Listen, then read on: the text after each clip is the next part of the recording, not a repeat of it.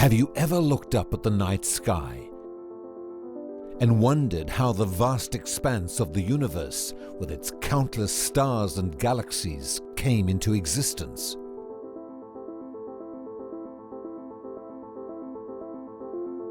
How do you explain the incredible diversity of plants and animals that fill our habitable planet?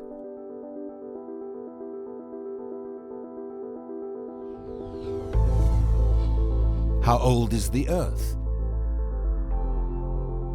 And how can we know for sure? And how do you explain the origin of mankind and the beautifully diverse ethnic groups? Put simply, where did everything come from?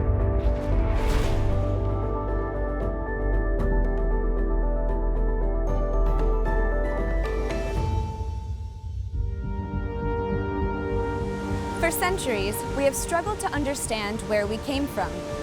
Many theories have been proposed, some rational and thought-provoking, others wildly speculative and seemingly impossible to verify.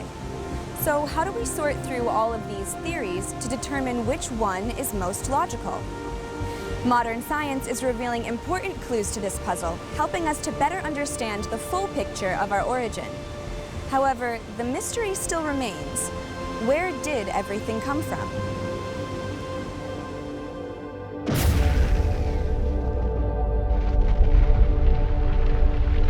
The standard answer offered is the Big Bang explanation for the origin of the universe and the evolutionary theory for the origin of the species. This means whether it was the formation of the universe, the first life forms, or people, the answer is the same. It was all the result of blind natural processes acting on matter and energy over many millions and even billions of years. As stated by National Geographic magazine, it all began in chaos. In other words, the universe and everything in it, including you and me, are nothing more than the sum total of a series of natural accidents.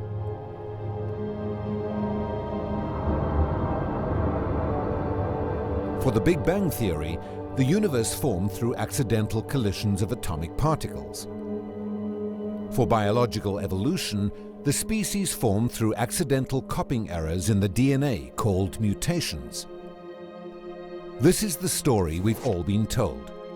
But what if the standard answer is not as convincing as we may have been led to believe? What if there are fundamental problems with the Big Bang and the evolutionary theory that scientists are well aware of, but have not been made known to the general public? In the last decade alone, compelling new evidences from the major fields of science have cast serious doubt on the evolutionary view of natural history. Discoveries so profound, if made known to the world, would have the power to drastically change our understanding of the past.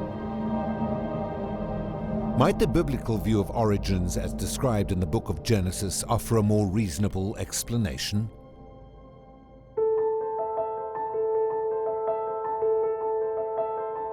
To some, it is extremely naive to even consider the Genesis account of creation on the grounds that it is believed to be nothing more than a primitive myth, and therefore totally incompatible with modern science. This stems from the widely held perception that creation is religion and evolution is science. But is this really true? Is it proper to equate evolution with science? Does science have the ability to address questions regarding past events that we were not there to directly observe or verify? Events like the spontaneous origin of the universe, the origin of life from non-life, and the evolution of the earliest life forms into mammals. Or might we be giving science a power it does not have? To answer this, it is important that we accurately define science as well as its limitations. When we think of scientists in white lab coats analyzing cells under a microscope or chemists mixing acids and bases, it is known as observational science. This is the type of science that led to finding cures for diseases and our advanced technology: computers, smartphones, orbiting satellites, and Mars rover robots. A good definition of observational science can be found in standard introductory level biology textbooks, which state, "Scientific inquiry is a powerful way to know nature, but there are limitations to the kinds of questions it can answer. These limits are set by science's requirements that hypotheses be testable and falsifiable, and that observations and experimental results be repeatable." Notice observational science has definable limitations to the kinds of questions it can answer. Hypotheses must be based on observations and experimentation. In addition, hypotheses must be testable and their results repeatable. Observable, testable, and repeatable experimentation are the hallmarks of good observational science. When biologists grow bacteria on a nutrient medium to study adaptations, growth rate changes, or sequence their DNA to determine which genes suffered mutations, they are practicing good observational science. But answering the question of where bacteria came from to begin with, their origin, is outside the bounds of observational science. Science really is about the study of the operation of the present world. And a lot of people think that, well, no, some science you study the past. Well, not really. I mean, when you dig up a fossil, people say, see, there you go, you're looking at the past. Well, no, you're looking at the present. Fossils exist in the present. And that's not to say we can't make some guesses about the past based on some of the scientific evidence we see in the present, but our worldview, our way of thinking, our view of history will obviously influence any reconstructed past. Same goes with stars and galaxies. People say, you look at a galaxy, you're looking back in time. Well, I'm looking at the galaxy today, right? The photons are hitting my eyes today. And so astronomy really takes place in the present. And granted, we can speculate about how galaxies looked, 1,000 years ago, or what stars looked like thousands of years ago. But the fact is, those kind of claims are not scientifically testable. The kind of science that makes computers work and puts people on the moon, real science, observational science, is testable and repeatable in the present. It doesn't take place in the past, it takes place now. According to Big Bang cosmologists, the universe began 13.7 billion years ago. The Earth is said to have formed 4.5 billion years ago. The first fish evolved 530 million years ago. Dinosaurs evolved 230 million years ago. Mammals 120 million years ago. The earliest primates 50 million years ago, and Homo sapiens evolved from hominins roughly 200,000 years ago.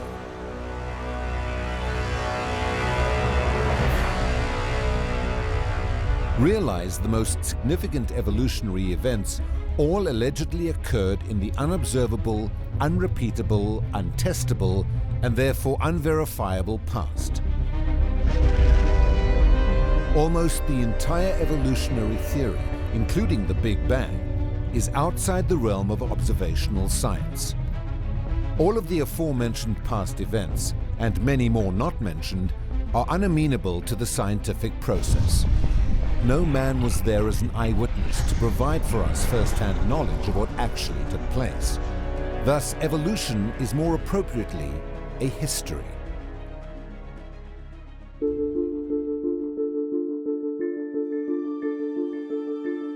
Ernst Mayr is hailed by the scientific community as the Darwin of the 20th century. As a distinguished evolutionary biologist, Mayr was more than qualified to make the following admission: that evolution is a history, not an observational science. He affirmed this, saying, "Evolutionary biology, in contrast with physics and chemistry, is an historical science. The evolutionist attempts to explain events and processes that have already taken place. Laws and experiments are inappropriate techniques for the explication of such events and processes. Instead, one constructs a historical narrative, consisting of a tentative reconstruction of the particular scenario that led to the events one is trying to explain. Here Mayer did not place evolutionary biology on equal planes with physics and chemistry, which are clear examples of observational science.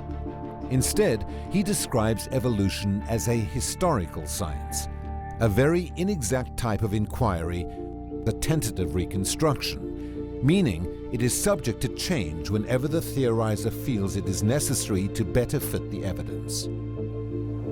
When evolutionary scientists attempt to explain what they think happened in the past, they first presuppose that the evolutionary view of history is correct.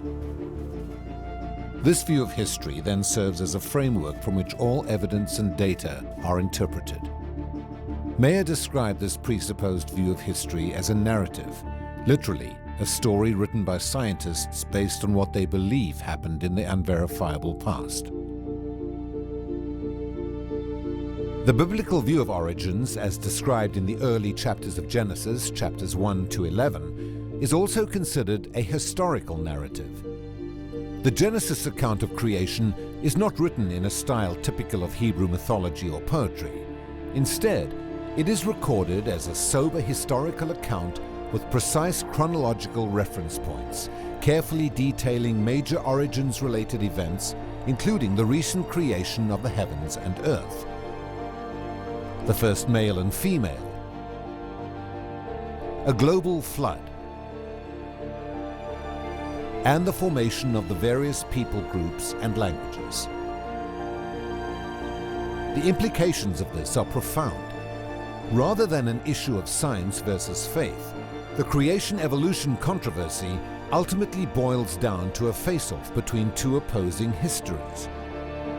The major difference is that the evolutionary view of history was narrated by scientists within the last 150 years and is tentative to reconstruction, whereas the biblical view of history was recorded thousands of years ago and is not subject to continual revision. Some might object to accepting the origins issue as a battle between two different histories and insist it actually comes down to a matter of evidence. You may think, do we really need to presuppose a certain view of history in order to accurately address the question of origins?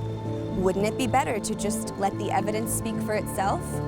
While this may sound like the most objective way to approach the origins issue, it is based upon a fundamental misconception about the nature of evidence, called the evidence scale fallacy.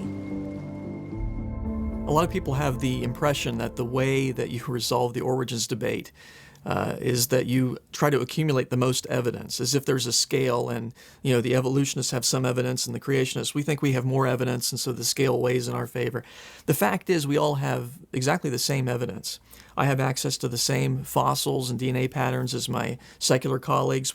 I look at the same stars and galaxies that they do.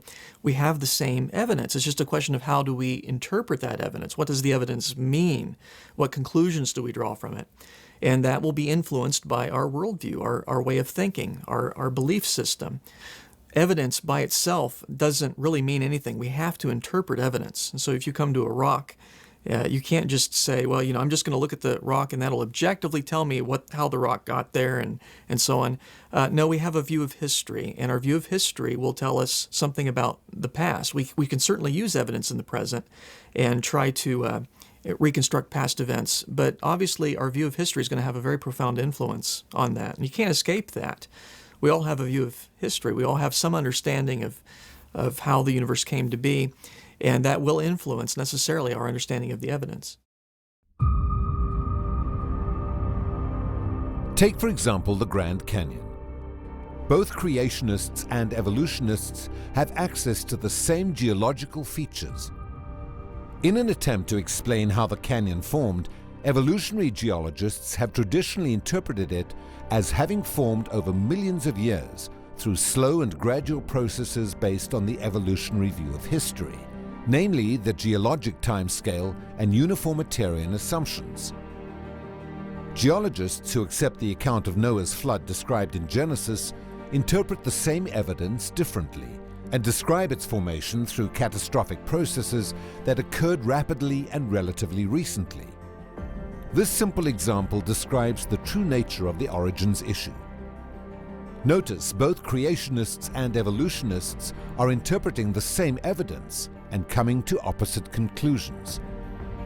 This is due to the evidence being interpreted through two very different views of history. This raises an important question. If it all comes down to an interpretation of the evidence, how do we know which interpretation is correct? To answer this, we need to visit the Adirondack Mountains of New York State, where a large boulder rests alone on the 2,500-foot peak of Mount Azure. The mystery of how the boulder made its way to the top of the mountain occurred in the unobservable past. It is a historical science. No one alive today was there to verify through first-hand knowledge what actually took place. For this reason, this serves as an appropriate analogy for properly understanding the creation-evolution controversy. For the sake of simplicity, let's assume there are only two possible interpretations for how the boulder arrived at the peak of Mount Azure. The first interpretation is that Jane is abnormally strong and managed to push the 20-ton boulder to the top of the mountain all by herself. The second interpretation is that the boulder was transported by glacial ice over the top of the mountain. When the glacier melted, it left the boulder behind and is known as an erratic in geology. Now, which interpretation is correct? Without hesitation, you would immediately conclude the second interpretation is the right answer. But why was that such an easy decision to make? The answer is simple. The glacier interpretation is most consistent with the evidence from observational science, making it the far more reasonable explanation. The same level of clarity is possible when investigating the topic of creation and evolution. Throughout this documentary, we will be examining key evidence from the major fields of science, including biology, paleoanthropology, and genetics. As we carefully examine the shared evidence, a key question to consider is which view of history, the biblical view or the evolutionary view, allows for an interpretation that is most consistent with observational science.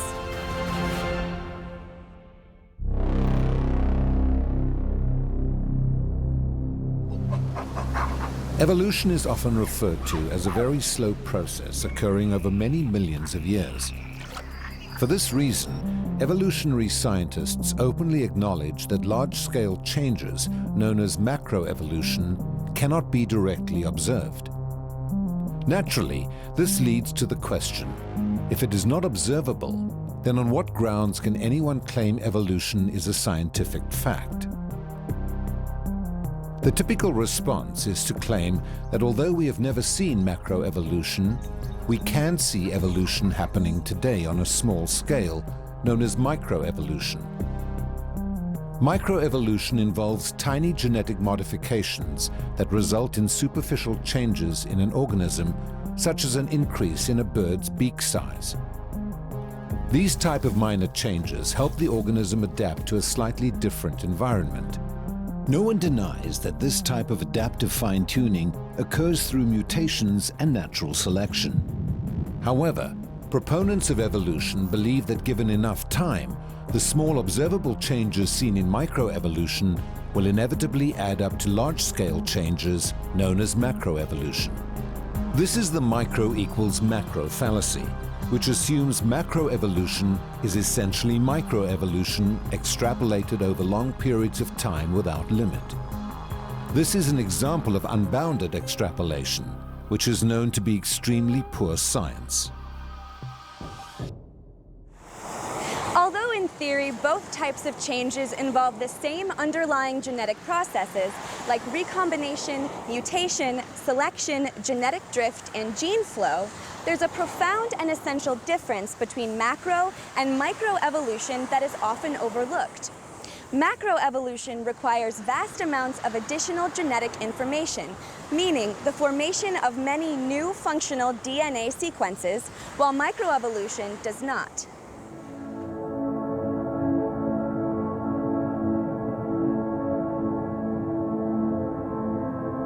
According to evolutionary theory, all living creatures evolved from a single ancestral life form that lived billions of years ago. a microorganism believed to be similar to that of modern bacteria. As the first living organism to emerge from the primordial sea, it would have had minimal genetic information, just enough to carry out the essential life functions. A reasonable estimate for the amount of DNA contained in a hypothetical primitive bacterium would be less than 500,000 genetic letters, equivalent to about 2 500-page books of typewritten information. This may sound impressive, but not compared to humans with 3.2 billion DNA letters in a single cell, the equivalent of approximately 1,500-page books. Thus, in order for an ancestral microbial species to evolve into man, a mind-boggling amount of new functional DNA sequences would have to build up over time. This new genetic information would be essential in order to specify new functions and structures such as eyes, ears, brain, heart, lungs, and a multitude of other biological features found in higher life forms. The genetic specifications for even a single type of higher life form represent a large library of information. Yet there are millions of life forms: plants, sea creatures, birds, reptiles, and mammals, each with their own library of genetic instructions. Evolutionists claim these new genetic specifications can arise through random mutations and the reproductive filter of natural selection. Textbooks offer a number of examples that are claimed to be direct evidence of evolution in action. Let's look carefully at a couple popular examples to see whether they involve the addition of new functional DNA sequences in order for macroevolution to be possible.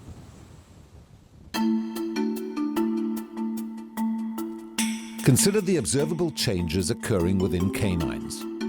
Wolves, coyotes, jackals, dingoes, and the numerous varieties of domesticated dog are all believed to have descended from an ancestral wolf species.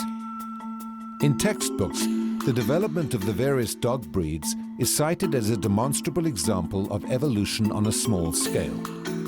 McGraw-Hill's widely used biology textbook states this type of change will inevitably lead to large-scale evolution over time. In making this claim, the textbook authors are committing the micro equals macro fallacy, the blunder of employing unbounded extrapolation. The superficial differences seen in the various dog breeds are not caused by the formation of new functional DNA sequences that are required for macroevolution. Instead, the differences are caused by degenerative mutations in a small number of already existing genes.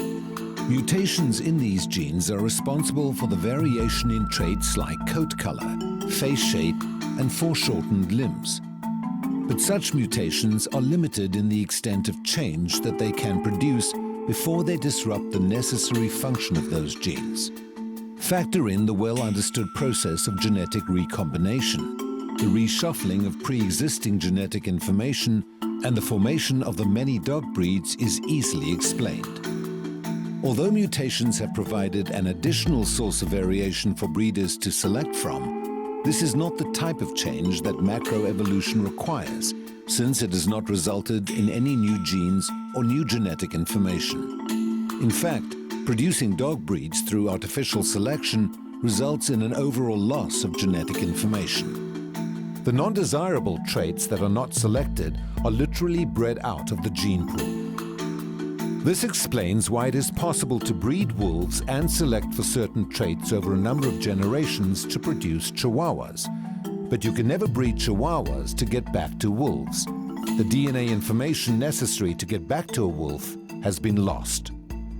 So everyone knows that within the dog kind, we have lots of different breeds of dogs. And some people might say, well, if we can see all these different breeds of dogs, you know, long ears, long fur, short fur, certainly that's an example of new genetic information that's being added to have those traits. But when we observe this at the genetic level, that is not what we see. We're just seeing variation on traits that those organisms already had. The genes that code for fur in a dog, okay, they'll produce fur, long, short, different colors, things like that, but they're never going to become wings, okay? They're never going to become feathers. They're not going to change like that because they don't have that information to be able to do that, and there's simply no genetic mechanism that allows you to add the information that you need for evolution to occur.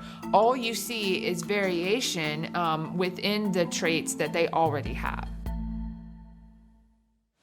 The modern theory of evolution is founded on the concept that beneficial mutations are the raw material for eventually building new sets of genetic instructions. One of the most popularly cited examples of beneficial mutation is the development of bacterial resistance to antibiotics. Standard biology textbooks claim it is direct evidence for evolution. But is true evolution really taking place here?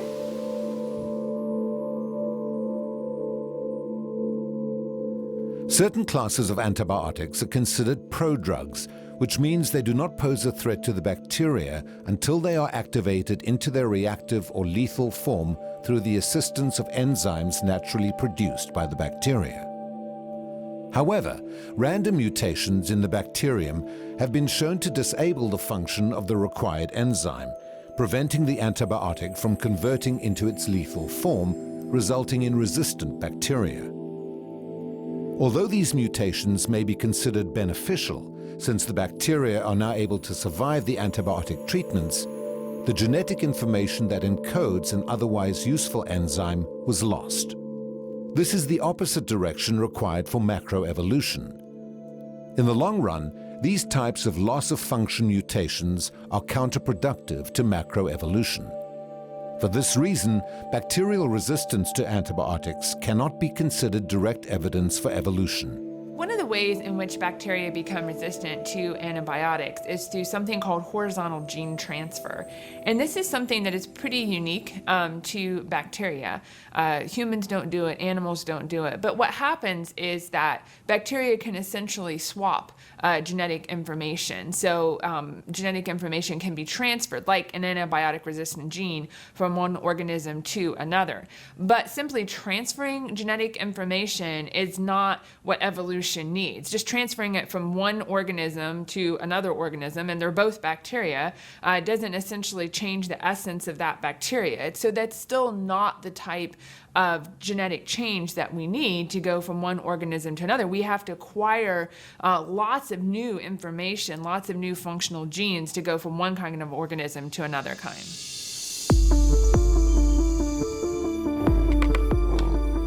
For evolution to create higher life forms from lower life forms, there must be a very large increase in total genetic information.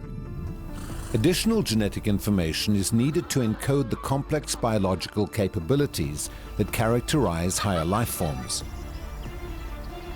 Any hypothetical large-scale evolutionary change would require vast amounts of new functional DNA sequences, which would have to arise through beneficial mutations filtered by natural selection. Although adaptive changes can occur through rare beneficial mutations, it is consistently at the expense of destroying DNA information, as seen with bacterial resistance to antibiotics. There are many mutations that are advantageous. In that sense, they're beneficial in that they help adaptation to a certain circumstance. But when they actually look at what happened, the mutation almost always involves loss of function. Something's broken, a protein isn't functioning properly. So there's a disease called sickle cell anemia. The red blood cells of people with sickle cell anemia are misshapen. Instead of being a lozenge-like cell, they're shaped like a crescent moon or a sickle. And those deformed red blood cells can't carry as much oxygen as they should, and they're prone to causing blood clotting. Well, how is that beneficial? If you have this terrible disease, you're not as susceptible to the malarial parasite. So in certain areas where malaria causes lots and lots of deaths, you're basically trading one pathology for another. And so better to have sickle cell anemia, where you're sick but not dead, than to get malaria and die. So it's a very bizarre idea that sickle cell anemia is a beneficial trait. They use it because there's so few examples, convincing examples of beneficial mutations. The information-eroding nature of beneficial mutations makes sense when we think about what mutations really are. They are literally random copying errors in the DNA. Think of them as genetic typographical errors. By their very nature, they disrupt cellular processes, such as gene regulation and enzyme function, by scrambling the organism's genetic instruction manual. They do not create information, they erode information bit by bit. This type of genetic change occurring over deep time will never result in genome-building evolution. It is going in the wrong direction informationally. Thus, the common argument that given enough time, a series of small changes, microevolution, will eventually add up to large-scale changes, macroevolution, is a fallacy. The rarity of beneficial mutations complicates things further. It is widely acknowledged in the genetics community that harmful mutations vastly outnumber beneficial mutations. These destructive mutations are eroding the information content of the genome at a much faster rate than rare beneficial mutations could build it. So if you have bad mutations, even if just a fraction of them are accumulating, if the deleterious mutations are accumulating even at a very slow rate, and you have very few beneficials to counteract that, you're going downhill. The fact that beneficial mutations are very rare, and that most mutations are, if they're not neutral, they're deleterious, is one of the best attested facts of biology.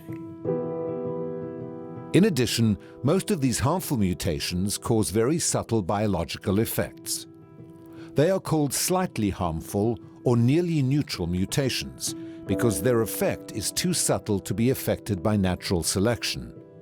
This means natural selection can do nothing to remove them from the population. They are below what is known as the selection threshold. Consequently, these slightly harmful mutations are accumulating in the genome at a steady rate. With every generation, the average couple passes on roughly 100 additional mutations to their children. It is because of these slightly harmful mutations that mankind is undergoing genetic degeneration. In fact, there is strong evidence that we are not evolving, but rather devolving. Although natural selection can slow genetic degeneration, it cannot stop it. The reason selection fails is mutations are coming into the population faster than they can be selected away, and because most mutations, especially beneficial mutations, are too subtle. That is, their impact is invisible to natural selection.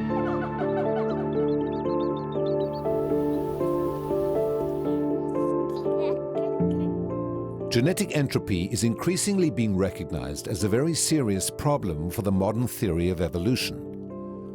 From the 1950s to the present, the apparent certainty of genetic degeneration of man has been repeatedly acknowledged by leading population geneticists, some of whom played a central role in the development of the modern theory of evolution. Contemporary population geneticist Alexei Kondrashov titled his paper published in the Journal of Theoretical Biology, "Contamination of the Genome by Very Slightly Deleterious Mutations. Why have we not died 100 times over?"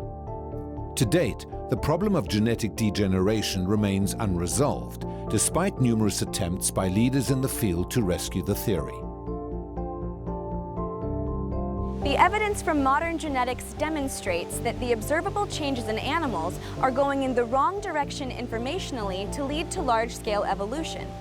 While species certainly have the ability to adapt, the extent of change is limited based on the available genetic information.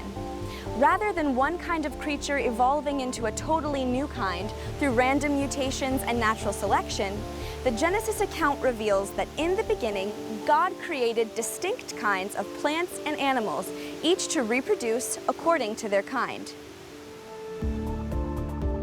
The first chapter in Genesis reads, "Then God said, 'Let the earth bring forth the living creature according to its kind, cattle and creeping thing and beast of the earth, each according to its kind.' And it was so." And God made the beast of the earth according to its kind, cattle according to its kind, and everything that creeps on the earth according to its kind. And God saw that it was good. Genesis 1:20-25.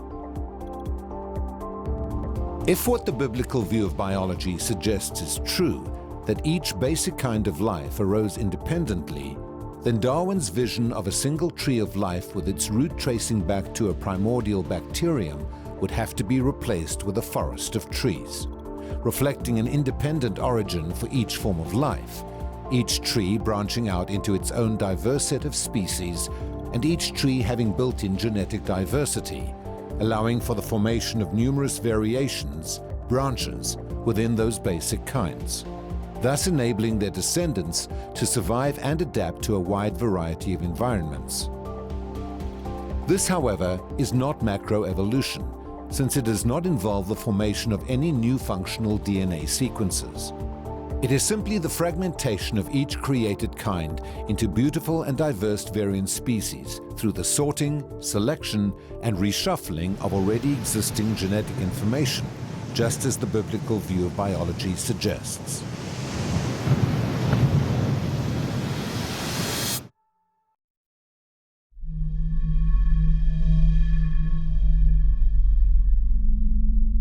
Since the time of Darwin, many determined individuals have searched for missing links between ape and man.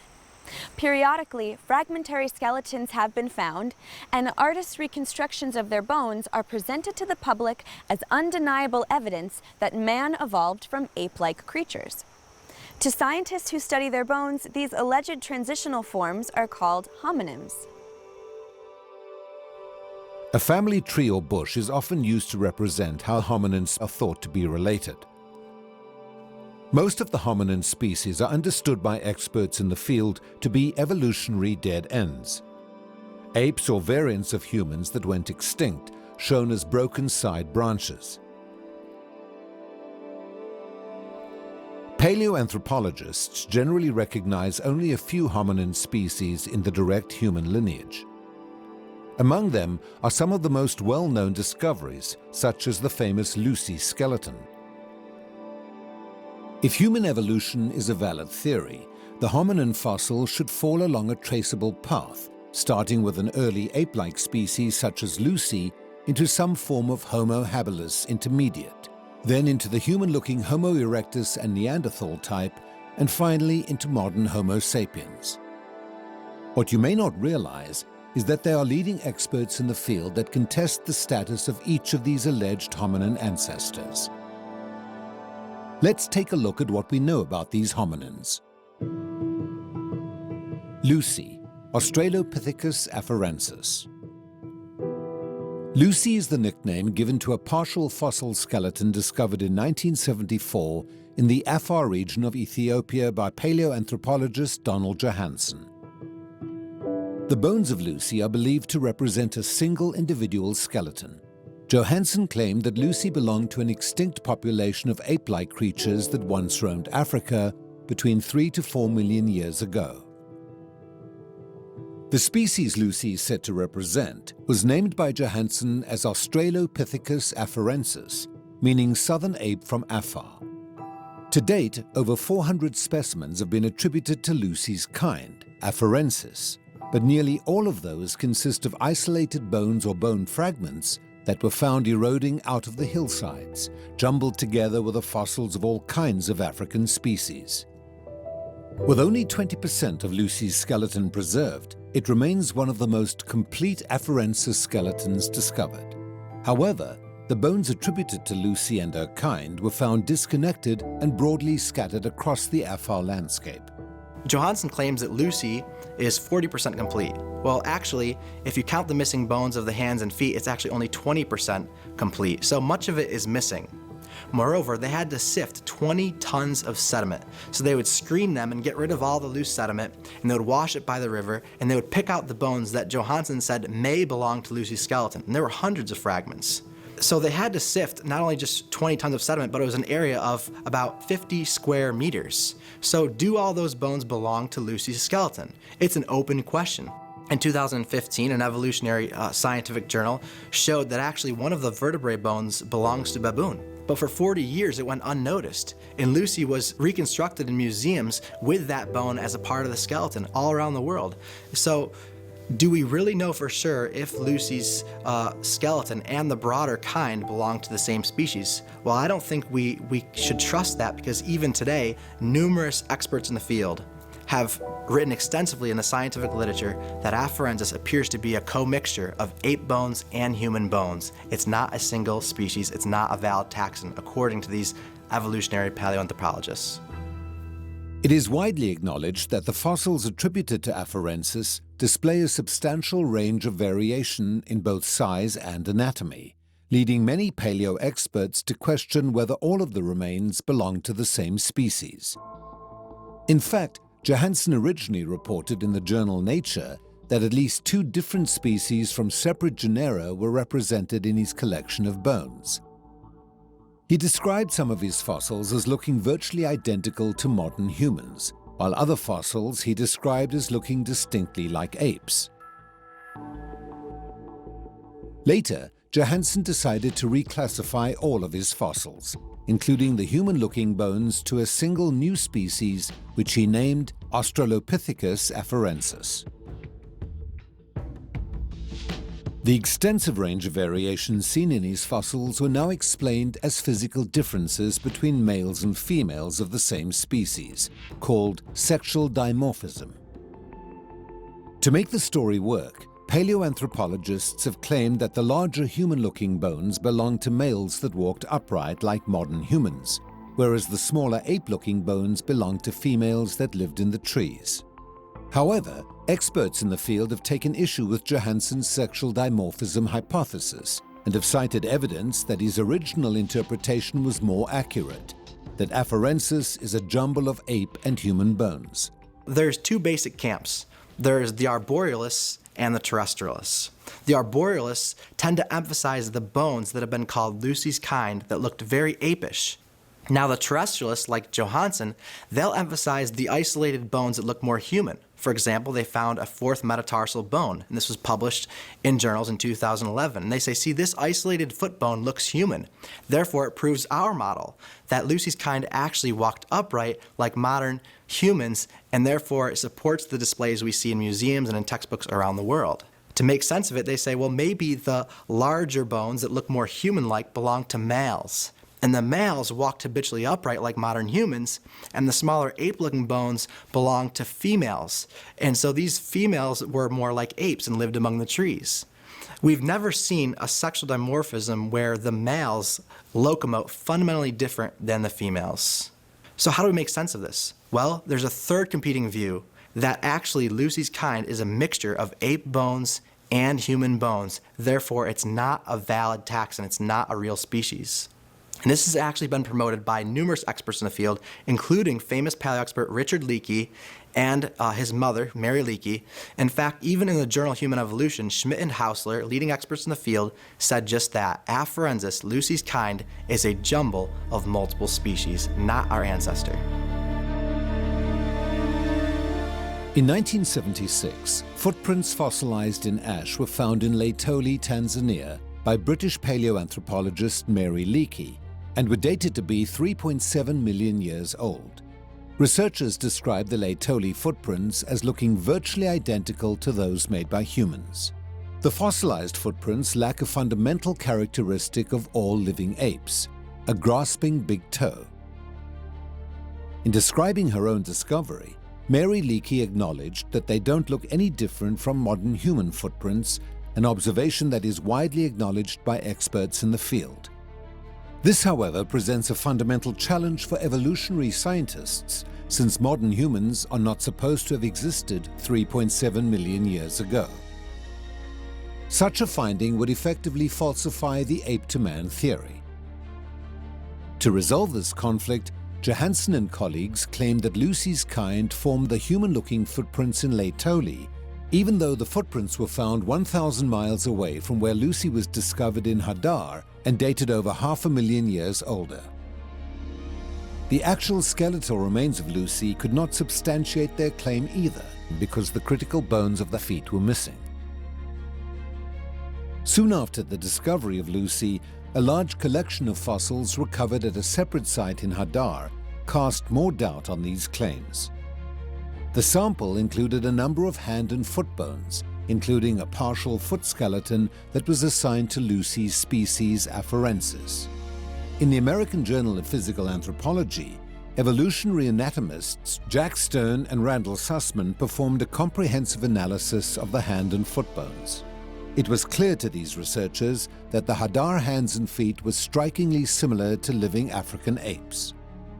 They concluded there is no evidence that any living primate has long, curved, heavy-muscled hands and feet for any purpose other than to meet the demands of full or part-time tree-dwelling life. This has left evolutionists with a dilemma, which Scientific American has described as the world's oldest whodunit, an unsolved mystery. If Lucy's kind cannot be credited with forming the human-looking Laetoli footprints, then who or what did? In an attempt to solve this mystery, former researcher of the Laetoli footprints, Russell Tuttle, suggests a far-fetched idea. Tuttle writes in Natural History, "In any case, we should shelve the loose assumption that the Laetoli footprints were made by Lucy's kind, Australopithecus afarensis. The Laetoli footprints hint that at least one other hominid roamed Africa at about the same time." Perhaps a better explanation for why the footprints look identical to humans is simply because they were formed by humans. Tuttle admits this would be the most reasonable interpretation, except for one problem. He believes the dating methods prove the ash layers were deposited long before the first humans evolved. But what if the dates obtained were wrong? As it turns out, the Laetoli footprints were dated using the potassium-argon method, a radioisotope dating method that has an embarrassing track record of yielding exaggerated ages, millions of years, when testing its accuracy on rocks of known age that formed recently. The major problem with all the radioactive dating methods is the first assumption, which is the initial conditions. It is assumed that when a volcano erupts and the lava flows over the ground, that all the gases escape, and when the rock cools, you only have the parent potassium in the rock, no argon. But of course, we weren't there in the past to test that assumption. And that's why it's critical that we look at present-day volcanic eruptions. And one of the things that we've discovered is that the argon doesn't escape. A classic example is at Mount St. Helens. It erupted in 1980, and scientists were able to watch the various lava flows building up the new dome. And a lava flow that we know erupted in 1986 was tested 10 years later in 1996, dated with potassium argon. What was discovered was that it gave an age of up to over 1 million years. Some of its minerals did. The whole rock gave an age of over 300,000 years for a rock that we observed form that was only 10 years old. And that's important because when it comes to the question of human evolution, we have to remember that the bones themselves were not dated with potassium argon. Often it wasn't the rock that they were buried in, because a lava flow would have melted and destroyed human bones. But we're looking at lava flows or volcanic ash deposits that are close to, in layers below or above where the human fossils are found. The ash that's spread out and deposited in the layer is of material that's already quickly congealed. And so that material is a prime candidate for quickly locking in the excess argon. And so the volcanic ash bed will invariably have problems when it's dated with potassium argon. And so if the potassium argon method can't be trusted on recent or ancient lava flows, then there's a real problem in establishing a true chronology for these supposed human ancestor fossils. A more reasonable interpretation of the evidence is that the dating methods are unreliable and the Laetoli footprints look human because they were formed by humans. Handyman, Homo habilis. The next alleged hominin species on the path to modern humans has traditionally been Homo habilis. The discovery of Homo habilis was announced to the world in 1964. The bones were found at Olduvai Gorge, Tanzania, and consisted of 2 broken skull fragments, a deformed lower jawbone, a partial hand, and a tooth molar. Famous paleoanthropologists Lewis and Mary Leakey claimed the fossils belonged to the earliest toolmaker and was given the name handyman. To this day, Homo habilis is presented in textbooks as an ape-like ancestor to man. Yet few people realize there is an ongoing debate among the paleoanthropology community regarding the status of Homo habilis. Most experts in the field now deny Homo habilis a position in the direct human lineage, and many others reject the validity of this species as a classification. Much of the controversy has to do with the extremely incomplete and fragmentary nature of the remains. None of the bones identified as Homo habilis were found physically connected to a more complete skeleton. The loose bones were scattered widely across the excavated area, jumbled together in a mixed bone bed containing many different species, including monkeys, extinct apes, and humans. Some of the bones are described as remarkably like those of modern humans, and others remarkably ape-like. Paleo experts have attempted to resolve these contradictory findings by reassigning the appropriate bones to the extinct ape genus Australopithecus. To a growing number of experts, the fossils of Homo habilis look too much like a tree-dwelling ape to be considered a human ancestor. Among them is Bernard Wood, world-renowned evolutionary paleoanthropologist and foremost authority on Homo habilis, who has extensively studied the fossil remains for the past 50 years since its discovery. In Nature, Wood makes the following assessment. Even with all the fossil evidence and analytical techniques from the past 50 years, a convincing hypothesis for the origin of Homo remains elusive. The species is too unlike Homo erectus to be its immediate ancestor. Wood has come to the firm conclusion that Homo habilis is not our ancestor. Homo erectus. In the late 19th century, Dutch anatomist Eugene Dubois set off to the Indonesian island of Java.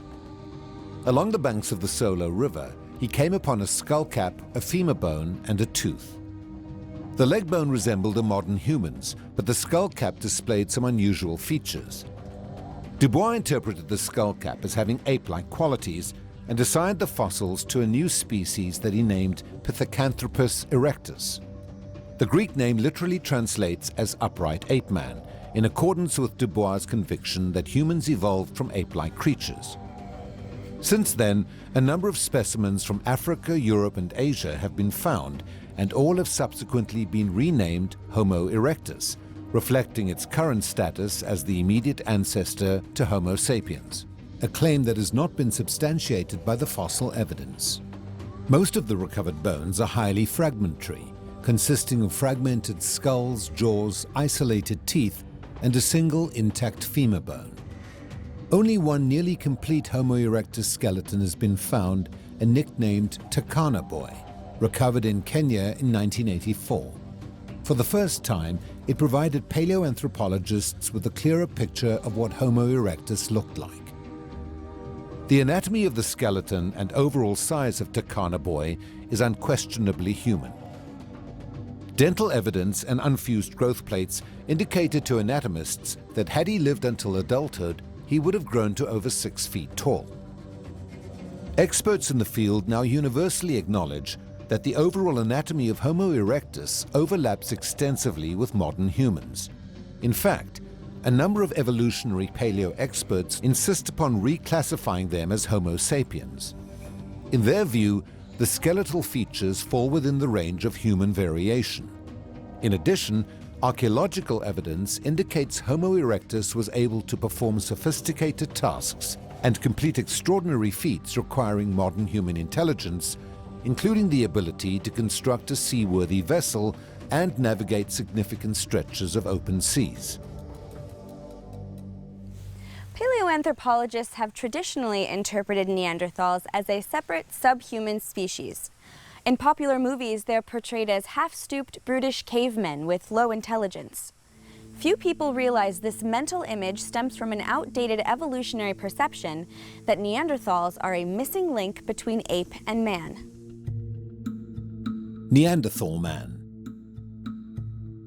In 1908, French anatomist Marcelin Boule fraudulently arranged the bones to appear ape-like with a grasping big toe and a bent-kneed, bent-hip posture. In his view, Neanderthals were a degenerate race, too primitive to be considered Homo sapiens. Boule's errors were eventually corrected. Now, with thousands of Neanderthal specimens and a complete skeleton assembled, it is clear to paleoanthropologists that Neanderthals were human in their anatomy, albeit more robustly built, but with few relatively minor differences. Experts on human evolution acknowledge that a Neanderthal in modern dress would go unnoticed on a New York City subway. Foremost authority on Neanderthals, Eric Trinkhaus, confirms detailed comparisons of Neanderthal skeletal remains with those of modern humans have shown that there is nothing in Neanderthal anatomy that conclusively indicates locomotor, manipulative, intellectual or linguistic abilities inferior to those of modern humans. Archaeology has further revealed an impressive cultural inventory, including fire, stone tools, tailored clothing, art, musical instruments, cosmetics, jewelry, and ceremonial burial of their loved ones, a defining aspect of what it means to be human. In 2010, Swedish geneticist Svante Pääbo and his international team of researchers sequenced the first ever nearly complete Neanderthal genome, confirming once and for all that they were fully human and members of our own species, Homo sapiens. About 3% of my genome is Neanderthal. About 3% of your average Eurasian is Neanderthal. But if 60% of Neanderthal is amongst Eurasians, that means that we all have different pieces. When they discovered DNA in Neanderthal bones, that wasn't supposed to happen. The bones are too old. In the evolutionary model, 30,000 years ago, 50, 100,000 years ago, Neanderthal bones should have no DNA left in them. And yet they do. That was a big surprise. And when we look at the ancient DNA we can pull up and sequence DNA, it's clear multiple interbreedings happen between human, Homo sapiens, and human, Neanderthal. They're not supposed to be human. And yet, 3%. That means that for every 100 of my ancestors, 3 of them were a Neanderthal. That makes them people. Homo sapiens. Human beings. And so therefore, it should not surprise us about the fossil record. All these things we're learning about Neanderthals recently has completely changed the picture that we were given when we were younger, especially the picture they tried to give us in the 1800s. The age-old evolutionary assumption that Neanderthals were a subhuman species has been disproven.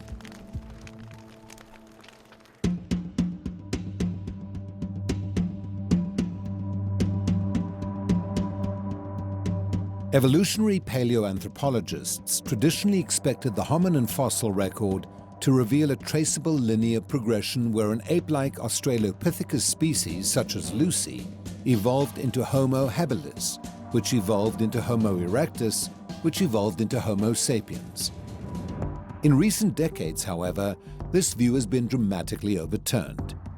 Instead of a simple human family tree with a few branches, the paleo community now describes the hominin fossil record as a messy bush, with many disconnected branches showing no clear evolutionary progression from ape to man. The pattern that is emerging in the hominin fossil record is surprisingly consistent with a biblical view of human origins recorded in Genesis, which teaches that humans and apes were created as independent forms of life. Indeed, there appears to be a clear separation between 2 distinct types in the fossil record, the human type called Homo and the extinct ape type called Australopithecus. These two types are found together in rock strata of equivalent age, as far back as hominin fossils are found, just as the Laetoli footprints have confirmed. This shows that humans have always coexisted with a diversity of apes, rather than one evolving into the other.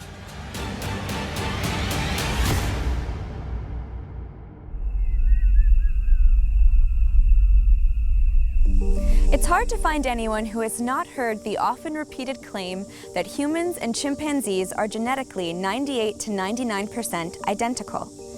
This has been promoted to the world as proof that humans share a common evolutionary ancestor with chimps. However, recent studies now challenge this claim. Evolutionary geneticists have acknowledged that the actual genetic differences are far greater than we've been told. For example, primate evolutionist Todd Prius states, "It is now clear that the genetic differences between humans and chimpanzees are far more extensive than previously thought. Their genomes are not 98% or 99% identical." Earlier studies published in the evolutionary scientific literature reported an overall DNA similarity of 98 to 99%. However, large portions of the chimp genome did not align with the human genome, and so were excluded from the reported estimates. For instance, the algorithm parameters used in the major milestone publication in Nature reported by the Chimpanzee Sequencing and Analysis Consortium omitted over 100 million DNA letters. When accounting for these large non-alignable regions and other omitted sequence data, the actual chimp-human DNA similarity is significantly lower than the 98 to 99% identity claims. When they originally started to ask that question, they didn't have full genomic data, and so they're actually based their estimates of similarity based upon just little snippets of the genome. And they were choosing protein coding sequences which are the most similar, that explain why we have similar biochemistry. So initially we're saying, 98, 99% of the genomes must be similar between chimp and human. The textbooks still say that, but basically geneticists know that's not correct. What is the actual genetic difference between humans and chimpanzees? This is a question that comes up over and over again in this creation-evolution debate. And if it is true we're 98 to 99% genetically identical to the closest evolutionary relatives, evolutionists say, it feels like they're just kissing cousins. Well, let's dig down to what the scientific data actually say. If you look at the 2005 chimpanzee genome paper in Nature, you look at subsequent papers, the bonobo paper, the gorilla paper, the orangutan paper, all of them give basically a consistent answer, that most of our DNA can be aligned to chimpanzee and vice versa, and in that region that does align, it's about 1% to 2% different in terms of single letter differences. But if you say, wait a minute, are there sections of human DNA that fail to align to chimpanzee? Are there sections of chimpanzee that fail to align to human? The answer is yes, and it's far more DNA than is that 1% to 2% different. So if you incorporate all of these numbers together, the stuff that aligns and is almost identical, the stuff that can't be aligned at all, you get a number about 85%. What's even more important is what that percentage translates to in terms of absolute differences. So in 85% identity, 15% difference in terms of raw DNA letters represents 300 to 400 million single DNA letter differences. That's a massive number. The evolutionary theory claims that humans evolved from a hypothetical chimp-like ancestor roughly 6 million years ago. This is said to have occurred through a long series of beneficial mutations. In light of the actual genomic differences between humans and chimps, this is simply not genetically feasible.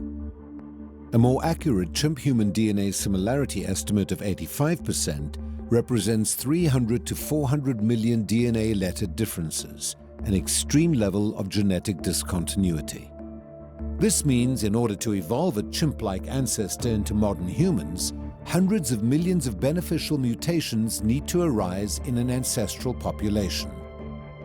The difficulty with accomplishing this has to do with the extremely long waiting time required for establishing even the smallest sets of mutually dependent mutations. Even granting a best-case scenario for evolution by generously assuming human and chimp DNA is 99% identical, the remaining 1% would still be a difference of 30 million DNA letters, an impossible genetic barrier for evolution to traverse in 6 million years. Let's assume that it's still only 1%. That's not correct. No one believes that now. But even if to get 1% of the genome different requires 30 million mutations, that's a lot of new information. And when we talked about the waiting time, we were saying, well, 8 mutations, waiting for 8 specific mutations takes more time than the time since the Big Bang. So no, it's not conceivable. You cannot change the program of an ape into the programming for a human in any amount of time. People ask, well, what's the problem? You're saying there's 100 new mutations per person per generation in a big population. That's billions of mutations every generation. What's the problem with getting the information that codes for something? Well, the difference is that genetic damage is non-specific. So deleterious mutations can happen in anywhere in the genome. There's no specificity. So creating damage is easy, but in the case of a manuscript or a genetic program or a computer program, it's easy to break them by changing letters. It's really hard to improve them. And you have to wait a really long time for the specific letter to mutate into the specific alternative letter at a specific site to actually create any type of benefit. So waiting time for beneficials is different from waiting time for neutrals. You don't have to wait long for a neutral or for a deleterious. You have to wait a really, really long time if you're waiting for a specific and beneficial one. Waiting for the right mutations to arise and become established in a pre-human population greatly exceeds evolutionary timescales. Leading evolutionary geneticists acknowledge it is a serious problem for the theory, devastating for the ape-to-man scenario. Population geneticist Michael Lynch confesses in the Journal of Molecular Biology and Evolution. A central problem in the evolutionary theory concerns the mechanisms by which adaptations requiring multiple mutations emerge in natural populations. Lynch's calculations suggest the length of time required for just 2 specific mutations to become established in a pre-human population is over 200 million years, well beyond the 6 million year time span during which an ape-like creature is said to have evolved into man. Other studies reporting in scientific literature show similar results. Evolutionary geneticists Durrett and Schmidt of Cornell University report in the Annals of Applied Probability that the average waiting time to form a slightly longer DNA sequence of 8 specific mutations is on the order of 650 million years. But this estimate is incomplete. When accounting for random loss due to a well-established principle known as genetic drift, the actual waiting time should be 100-fold longer, roughly 65 billion years. This is 4 times longer than the reputed age of the universe, assuming a Big Bang singularity 13.7 billion years ago. At best, all evolution can hope to accomplish in the prescribed 6 million year time span is the formation of a tiny DNA sequence, no more than a few genetic letters in length, totally incapable of producing a single new gene. Modern genetics has demonstrated that it is impossible for humans to have evolved from a chimp-like ancestor via random mutations. It is an unbridgeable genetic gap for evolution to traverse, even given billions of years. If humans did not evolve from ape-like creatures, then where did we come from? The Genesis account of creation states that God made Adam and Eve, not as mythical beings, but as the literal historical ancestors of all living people. They were the first 2 human beings created, with all humans descending from this first couple. From a purely genetic standpoint, is it scientifically feasible that all humans descended from a single mother and a single father? Many insist this is absurd, and yet the genetic evidence for a literal Adam and Eve is inside each one of us. It's found in our DNA. In 1987, a milestone paper was published in the journal Nature by leading evolutionary geneticists who announced the results of a mitochondrial DNA analysis. Geneticists from the University of California found that all humans are descended from one woman thought to have lived in Africa 100,000 to 200,000 years ago. Their results sent shockwaves throughout the scientific community and called for a major rewrite of the evolutionary view of human origins to accommodate the new data. The revision gave rise to the now widely accepted out-of-Africa theory. Proponents of the theory couldn't help but notice its uncanny resemblance to the biblical Eve. In acknowledgement of this, they gave the genetic mother of us all the name mitochondrial Eve. According to the evolutionary perspective, mitochondrial Eve was an unnamed woman who evolved out of Africa from a Homo erectus population of ape men. Not long after the first mitochondrial DNA studies revealed a single mother of us all, evolutionary geneticists found similar results when analyzing sequences on the male Y chromosome. In 1997, a team of researchers from Stanford University reported to the American Society of Human Genetics that all men inherited their Y chromosome from a single male ancestor. The sequencing of thousands of Y chromosomes from diverse people groups living around the world has revealed an overall lack of Y chromosome diversity. All men share the same Y chromosome, plus a small number of mutations consistent with a single male ancestor of the human race. Once again, evolutionary geneticists couldn't help but give the father of us all a biblical name, Y chromosome Adam. Just as they did with mitochondrial Eve, evolutionists interpret Y chromosome Adam to be an evolved ape man from Africa that lived sometime around 100,000 to 200,000 years ago. The evolutionary community acknowledges that there is a literal Y chromosome Adam and there is a literal mitochondrial Eve.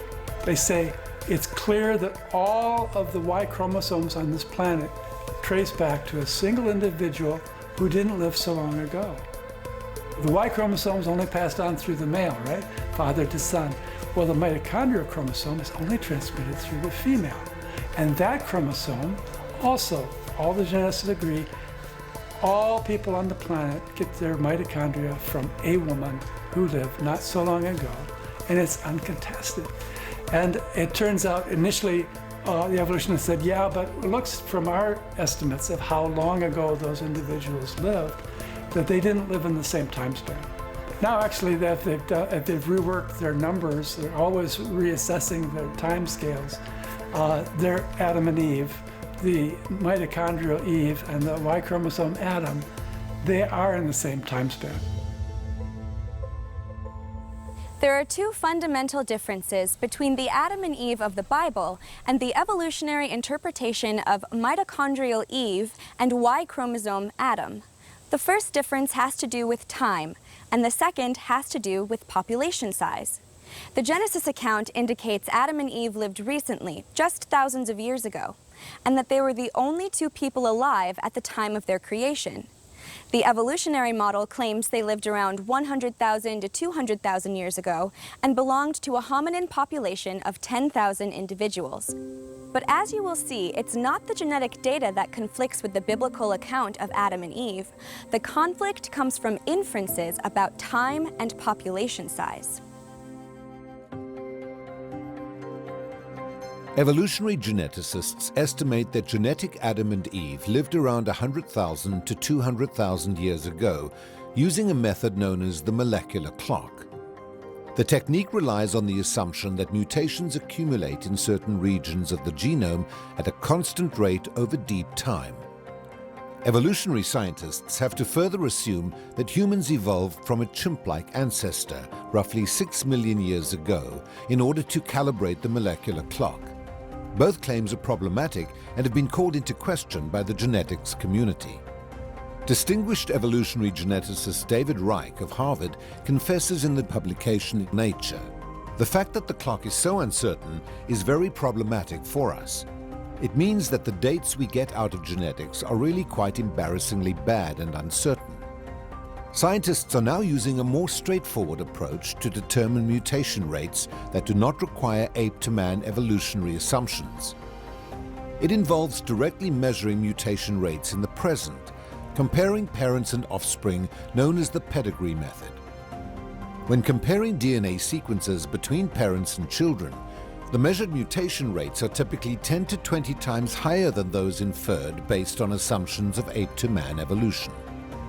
When the molecular clock is calibrated using the empirically measured mutation rates, both mitochondrial Eve and Y chromosome Adam lived just thousands of years ago. In discussing the age of mitochondrial Eve, evolutionary scientists in Trends in Genetics acknowledge this discrepancy. mtDNA datasets often exhibit anomalous patterns.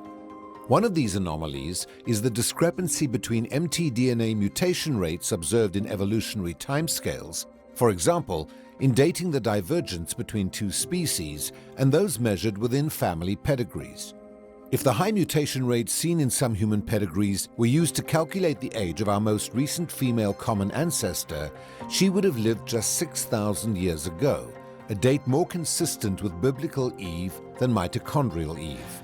There's a long-standing debate and argument in genetics, and that deals with the difference between what's called the phylogenetic mutation rate and the genealogical mutation rate. If you look at a family, you can count the differences between the people and you say, oh, they've had some mutations. And you can actually calculate a mutation rate over time in today's time, in known time. Right now, we know what the mutation rate is. But the evolutionary community doesn't like to use that rate because it's too fast. They use what's called the phylogenetic mutation rate. That is, they look at the difference between humans and chimpanzees, not the real rate, but the differences, and they say, oh, we've been separated for so many millions of years. And when I was an undergraduate, that difference was 3 million years. Now it's 6 million years, 6.5 million years. Some people are arguing for 13 million years because mathematically they're having a hard time dealing with this. Take the differences between humans and chimpanzees in some gene, like mitochondria, Y chromosome, or something like that. Divide it by the time that separates us, 6 million years. You get a very slow mutation rate. But if you look at the people alive today, count up the number of differences between them, and divide by the time since their ancestor, maybe their great-great-grandfather or something like that, and you're going to get a mutation rate much faster. When we use that rate, Adam and Eve fall into the biblical time frame. So when we use today's science, measurable science, laboratory stuff we know is true, Adam and Eve are biblical. While the actual genetic data reveals a single mitochondrial Eve ancestor and a single Y chromosome ancestor, evolutionists have insisted they must have lived in a larger population. For this reason, they caution the general public not to mistake the evolutionary Adam and Eve with Adam and Eve of the Bible. Yet they acknowledge there can be no direct evidence for the larger population size of 10,000 because all other mitochondrial and Y chromosome lineages supposedly died off, removing all traces of their existence, leaving, as paleo expert Chris Stringer has said, just one lucky mother and one lucky father. In an attempt to explain what would otherwise be another remarkable biblical coincidence, proponents of the ape-to-man model invoke what is known as coalescent theory. This theory assumes that over many generations, it is inevitable that eventually only a single mitochondrial and Y chromosome lineage will remain. Coalescence theory is based upon the assumption of random mating. So you need a single population and all the people have equal likelihood of intermarriage. That's never been the case. From an evolutionary point of view, humans and pre-humans have always been in tribes that are separated.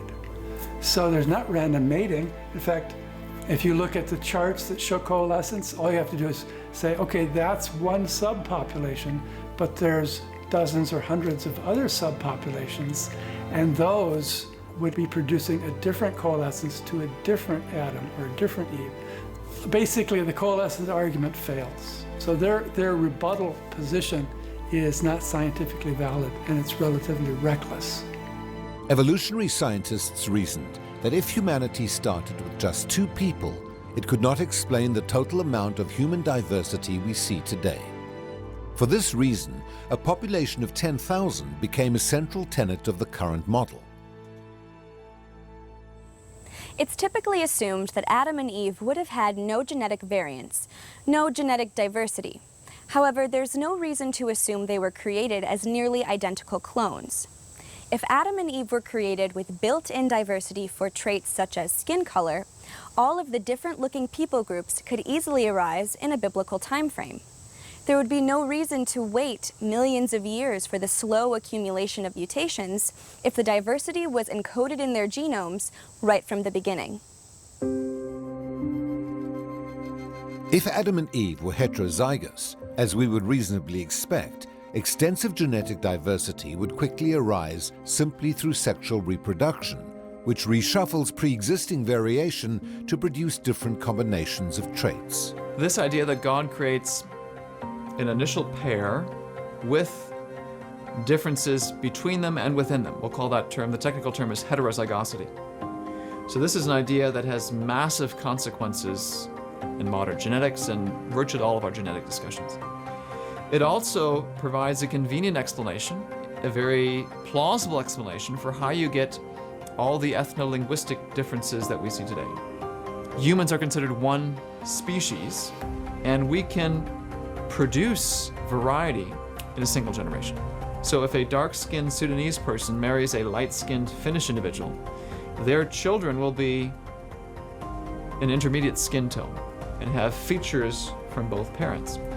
And if you had a Australian Aborigine who marries a Han Chinese, and they had children, and so then the offspring of these 2 mixed marriages had children, they could produce a whole diversity of individuals. Why is that? Because people today still have heterozygosity. They have less heterozygosity than what I'm saying Adam and Eve had. In other words, Adam and Eve could have produced in their many children every version of human that we see today. Once you have an original pair, original population, an original set of 8 if we're talking about the flood, that has heterozygosity, you can explain people groups just like that. A striking example of built-in genetic variation can be seen in the example of twins born from mid-brown parents. Mother Kylie Hodgson and father Remy Horder gave birth to twins Remy and Keon, who appeared racially different. The 2-tone fraternal twins shared the same womb and were born a minute apart. What most people would typically see as racial differences arose in a single generation due to gene segregation.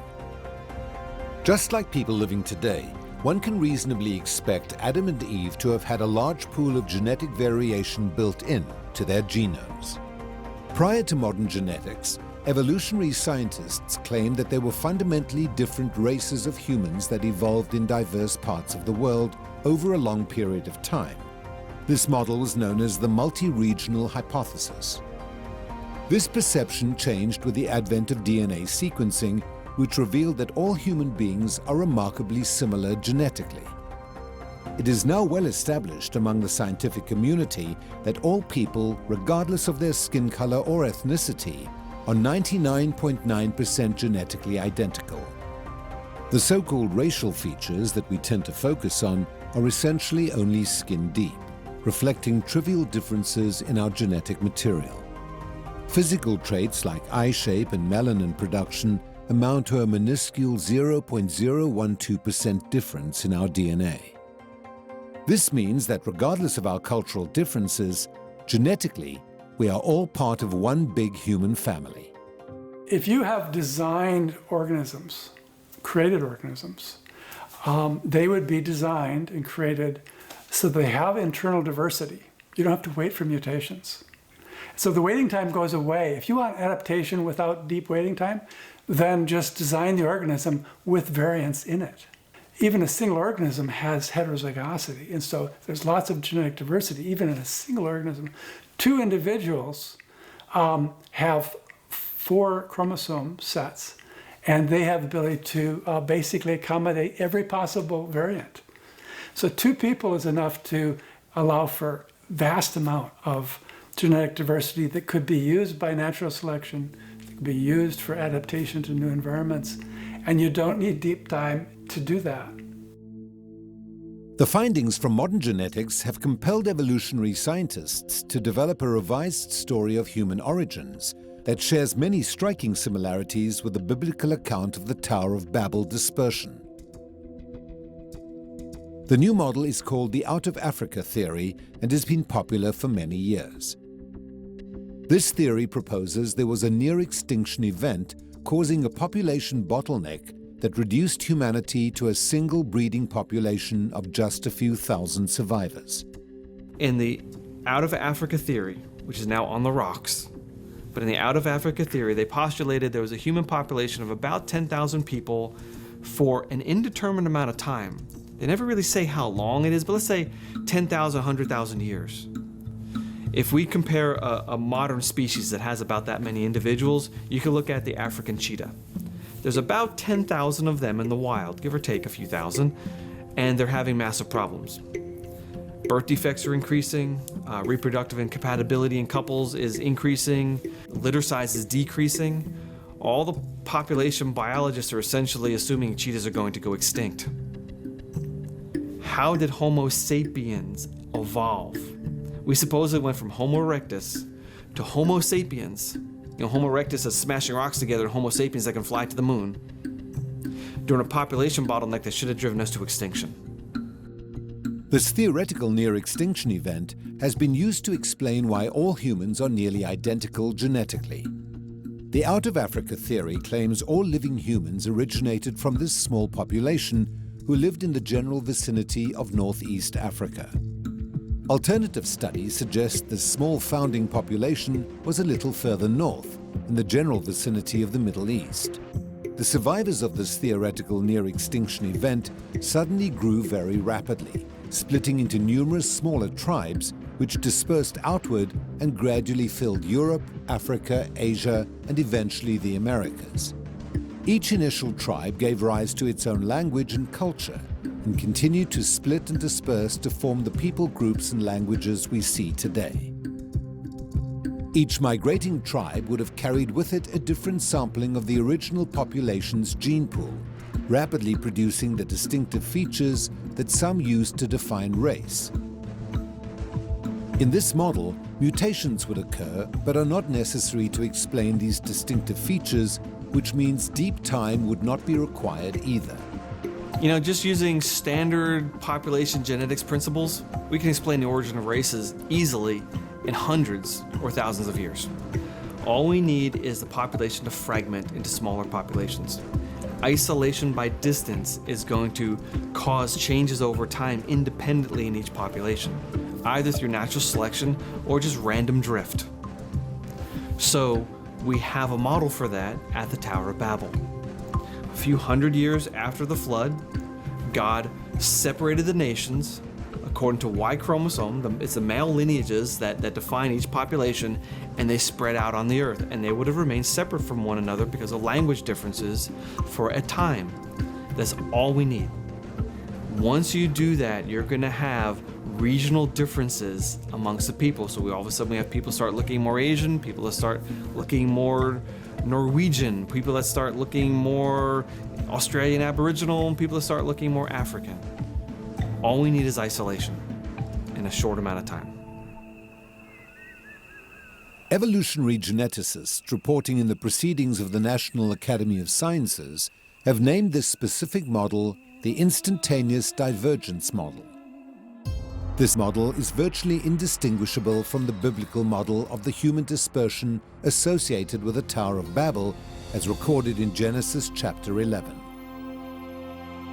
Now the whole earth had one language and one speech. So the Lord scattered them abroad from there over the face of all the earth, and they ceased building the city. Therefore its name was called Babel, because there the Lord confused the language of the whole earth. And from there the Lord scattered them abroad over the face of the whole earth. One of the funny things about the Out of Africa theory is that it actually mirrors the biblical account. We have a population of people that originated in Africa sometimes in a distant past. Well, biblically, we started with 2 people. Our population grew to thousands of people, we don't know how many. And then our population crashed biblically at the flood. Well, in the out of Africa theory, we had a lot of people and it crashed during a bottleneck. And then the population began to grow in both models, and then the population fragmented and spread across the world in both models. The Bible was written first, and we're stuck with it. There's a limited range of possibilities biblically about human history. Back in the day, though, evolutionary theory, they could say whatever they wanted, and the most common view back in the day was the multi-regional hypothesis, that human beings just evolved in synchrony across the planet and exchanged genes as we evolved and evolved and evolved. They did not expect a bottleneck. They did not expect going through the Middle East. They did not expect a Y chromosome atom and a mitochondrial leave. But those are things that have to be true if the Bible's true. And those are things that the modern geneticists have discovered. So what we're seeing over time is that the evolutionary model is getting more biblical, which is really interesting.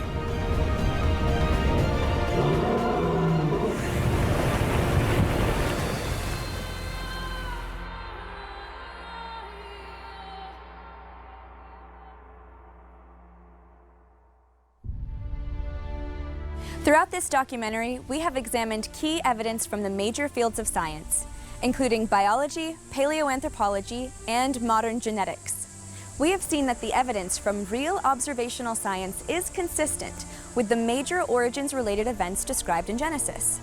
The tide is changing. Scientists and scholars are beginning to see Genesis as far more than a book of myth, but as a reliable account of our origins.